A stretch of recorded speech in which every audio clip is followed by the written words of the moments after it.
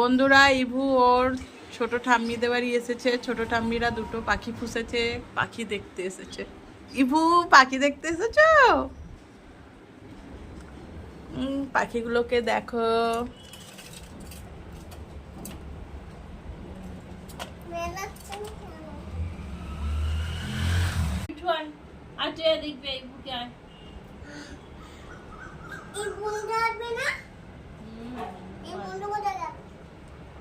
ইভু দেখতে পাচ্ছিস? এই দেখ।